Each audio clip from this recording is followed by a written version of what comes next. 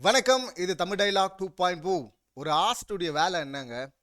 தப்பு நடக்கும்போது, தப்பு பண்ற ஆளுக்கு அத உணர்த்துறது.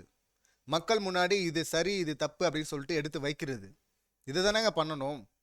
அப்பதானே அது கேம சரியான பாதையில எடுத்துட்டு போகும். இங்க திருட்டு கடை பிரியாணியே அந்த திருட்டு கும்பல் பார்த்தீங்கன்னா, தொடர்ந்து பண்ணிக்கிட்டே இருந்தாங்க. நெறைய வீடியோவா போட்டு தள்ளி, அவர டேக் பண்ணி, மக்கள்லாம் கதறிட்டு இருந்தோம். கேளுங்க, கேளுங்க, கேளுங்க அப்படின்னு சொல்லிட்டு. இல்ல போன வாரம் கேட்குறோம் அப்படின்னு சொல்லிட்டு என்ன கேட்க சொன்னாங்க அப்படின்னு கேட்குறாரு. அதை காமெடியா எடுத்துட்டு போறாரு. சரி, காமெடியா ட்ரோல் பண்ணலாம். ட்ரோல் பண்ணிட்டு கடைசியா எங்க நிப்பாட்டணும்? இந்த பாருமா, இதெல்லாம் பாருங்கப்பா, இதெல்லாம் தப்பு. மற்றவங்களுக்கு செய்கிற அநீதி இல்லையா இது? மற்றவங்களும் பசியோட தானே படுத்துட்டு இருக்கிறாங்க. அப்படி இருக்கும்போது நீங்க இதை பண்றது ரசிக்கிற மாதிரி இல்லை. இனிமே இதை பண்ணாதீங்க. இல்லை நீங்க இதை பண்ணுவீங்க அப்படின்னா நீங்க வேற வேற இடத்துல நியாயம் அநியாயம் எல்லாம் நீங்க பேச முடியுமா? அப்படி பேசும்போது மக்கள் சிரிச்சிட மாட்டாங்களா? மக்கள் பார்த்துட்டு இருக்கிறாங்க, பார்த்துட்டாங்க அப்படின்னு சொல்லியிருந்தா அவங்களுக்கு உள்ளுக்குள்ள குத்தி இருக்கும். அவங்க திரும்ப அதை பண்ணியிருக்க மாட்டாங்க. ஆனா இந்த தற்கூரி ஆஸ்ட் என்ன பண்ணிட்டாருன்னா, கடைசியா ஃபர்ஸ்ட் காமெடியெல்லாம் எடுத்துட்டு போயிட்டு எல்லாம் முடிச்சுட்டு கடைசியா எப்படி சொன்னாரு? நீங்க பண்ணது பார்க்கறதுக்கு ஃபன்னா தான் இருந்துச்சு அப்படின்ட்டாரு. ஃபன்னா இருந்ததுதான் அந்த திருட்டு வேலை. சொன்னா அவங்க என்ன பண்ணுவாங்க அடுத்து? ஃபன். பிக் பாஸ்ல நம்ம தான் ஃபன் பண்றோம். எப்படி ஃபன்னு? திருடி திருடி சமைச்சு சாப்பிட்டு ஃபன் பண்றோம் அப்படின்னு சொல்லிட்டு கிளம்பிட்டாங்க. விஜேஎஸ் எபிசோட் முடிஞ்ச அன்னைக்கு நைட்டே பார்த்தீங்கன்னா மறுபடியும் ஆரம்பிச்சிச்சு அந்த திருட்டு வேலையை. அந்த கும்பல் இதை சொல்லியே ஆரம்பிக்கிறாங்க. விஜேஎஸ் ஃபன்னுன்னு சொல்லிட்டாரு அப்படின்னு. இப்போ தீபக் அந்த பக்கம் வராரு. அவர் பார்த்துட்டு, டேய் மறுபடியும் ஆரம்பிச்சிடாதீங்கடா, ஃபன்னுன்னு சொல்லிட்டாருங்கிறதுக்கு ஆரம்பிச்சிடாதீங்கடா அப்படின்னு சொல்லிட்டு போற அப்படி.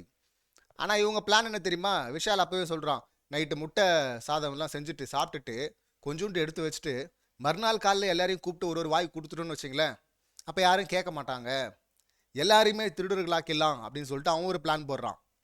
அது கூட எதுக்குப்பா அதெல்லாம் பண்ணிக்கிட்டு, அதெல்லாம் வேணாப்பா அப்படின்னு தர்ஷிகா சொல்கிறாங்க. இப்போ ஆனந்தி என்ன சொன்னாங்கன்னா, பிக் பாஸே திருடன் ஆக்கிட்டாங்க. இங்கே ஒரு வகையில் பார்த்தா பிக் பாஸும் நம்ம கூட்டாளி தான், இதில் கூட்டு தான் அப்படின்னு சொல்லிட்டு. ஏன் பிக் பாஸ் மட்டும்? இப்போ விஜேஎஸும் கூட்டு தானே. இப்போ ஃபன்னுன்னார்ல, இப்போ அது முதல் நாள் பண்ணதா? இந்த வாரம் ஃபுல்லாக இதுங்க திருடி திருடி சமைச்சிட்டு இருக்குங்க. அதே கூட்டம் தான். இன்னும் புது புது ஆள்லாம் ஜாயின் பண்ணுறாங்க. இந்த முதல் நாள் தீபக் டே அப்படி பண்ணுறாதுக்கிறான்னு சொன்னார்ல, இப்போ பார்த்தீங்கன்னா தீபக் ஜாயின் பண்ணிட்டார் அதில். கடந்த 2 நாட்களாக அவரும் அந்த திருட்டுக்கடை பிரியாணியை சாப்பிட்றாரு. இப்போ நேற்று சமைக்கிறாங்க. நேற்று ரஞ்சித் உள்ளே இருந்து பார்த்துட்டாரு நைட்டு. பார்த்துட்டு இதை யாருக்கிட்ட சொல்கிறதுன்னு தெரியல. ஜெஃப்ரி கிட்ட சொல்லலான்னு போனால் அவன் தூங்கிட்டு இருக்கிறான். ரஞ்சித் பார்த்ததை இவங்க பார்த்துட்டாங்க, இந்த திருட்டு கும்பல். ஸோ அப்படியே விட்டுட்டு மறுநாள் காலையில் அவர் சொல்கிறாரு, இங்கே தீபக்லாம் இருக்காரு, தீபக் ஸ்மோக்கிங் ரூமில் இருக்காருன்னு நினைக்கிறேன். அப்போ சொல்கிறாரு, சார் நேற்று இந்த மாதிரி சமைக்கல சார் அப்படின்னு சொன்ன உடனே தீபக் முட்டு கொடுக்க வராரு. அதுக்கு, சார் அது பழைய சாதம் சார், நிறைய மீந்துருச்சா, எடுத்து வச்சாங்களா, காலையில் வேற ஒன்று சமைக்கலான்னு பார்த்தாங்க, சரி அதிலிருந்து பழைய சாதம் தானே, அதுலேருந்து கொஞ்சம் எடுத்து பூண்டெல்லாம் போட்டு ஒரு மாதிரி செஞ்சான் சார், அவன் செஞ்சோம் சார், அவ்வளோதான் சார் அது அப்படின்னு. இவர், அடப்பாவி நீயும் அந்த திருட்டு கும்பலாடா அப்படின்னு சொல்லிட்டு, ஓ அதெல்லாம் தப்பு இல்லை சார், பசிச்சா சாப்பிடலாம் சார், அது தப்பே கிடையாது சார், முதல்ல அது தப்புன்னு தான் ரஞ்சித் சொல்ல வராரு.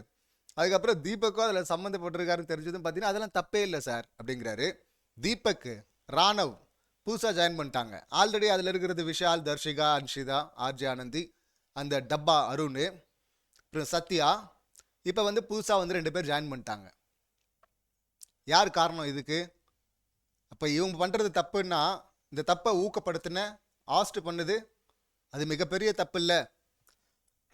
சாரி, மக்கள் பிரதிநிதியாக நின்றுட்டு நீங்கள் இதை பண்ணலாமா, எங்கே கொண்டு நிறுத்துறீங்க பார்த்தீங்களா அப்படின்னு இப்போ யாரை பார்த்து நம்ம திட்டணும்? இதுக்கு நீ கேட்காமே இருந்திருந்தாலாவது கொஞ்சம் பயமாக இருந்திருக்கும் அவங்களுக்கு. அதை கேட்குறன்ற பேரில் எல்லாம் மக்கள் பிரதிநிதினா எந்த மக்களையே அதை ஃபன்னாக பார்த்தாங்க? யாராவது ஒரு குரூப்பாவது, இந்த ஆட்கள் இருக்கிறாங்களே சம்மந்தப்பட்டவங்க, அவங்க ஃபேன்ஸு கூட பார்த்தீங்கன்னா இது ஃபன்னுன்னு சொல்ல, ஆனால் அவங்கள தாண்டி முட்டு கொடுக்குறாரு இவர். விஜேஎஸ் ஃபன்னுன்ட்டாரு. இப்போ தொடர்ந்து பண்ணிட்டு இருக்கிறாங்க எல்லா நாளும். இது அநீதி இல்லையா இது? இப்போ இது இப்படி ஒரு விஷயத்தை என்கரேஜ் பண்ணிட்டு நீங்கள் நியாயம் அநியாயம் எல்லாம் பேச போகிறீங்களா? மற்றவங்களுக்கு கிளாஸ் எடுப்பீங்களா? இல்லை காத்துட்டு இருக்காரா முத்துக்குமரன்லாம் எப்போ மாட்டுவா அப்படின்னு.